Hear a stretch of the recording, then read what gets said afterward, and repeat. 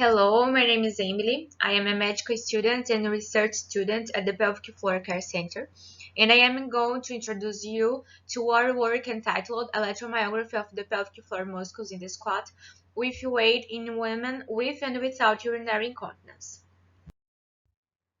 These are the affiliations to disclose. And about the background, the urinary incontinence is a disorder that presents symptoms of involuntary loss of urine and it can occur at all ages. But in young women, it's more prevalent in those who practice impactive activities such as running, athletics, and jumping. The pelvic floor muscles, connective tissues, nerves, and vessels for the pelvic floors, like in support assembly. The increase in the intra-abdominal pressure transfers on overloads to the floor, leading to the change in the structure, and the squat is one of the exercises that can take this overload, causing the risk of developing urinary incontinence. Regarding the evaluation, we know the performance of these muscles are very important in the continence process, and we can evaluate digitally and from electromyography. Digital assessment is a subjective measurement, while electromyography is a technique that is reliable and allows assessment during exercise movements. Therefore, this was the technique chosen as the methodology for this research.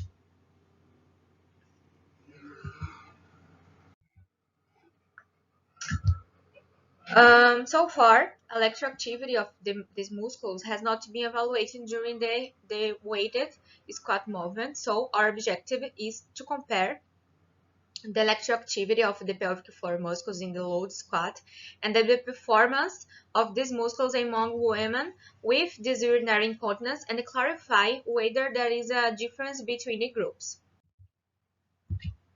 Our study is an exploratory cross-section that has a inclusion criteria women with and without urinary incontinence aged between 18 and 60 years practicing or not physical activity.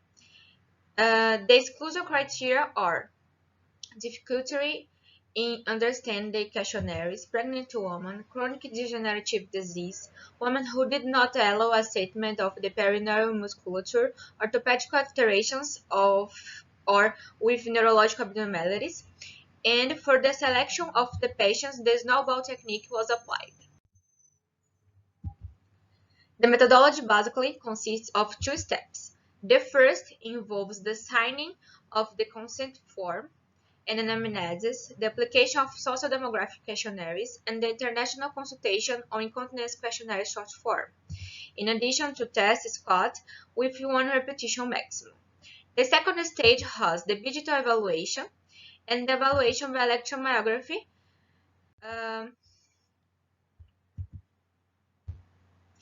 The electromyography activities in the squat were recorded and analyzed in three moments. The initial moment, in orthostasis, we can carry the bar on the shoulders before squatting. A moment of lower range of motion in the squatting moment and the final moment.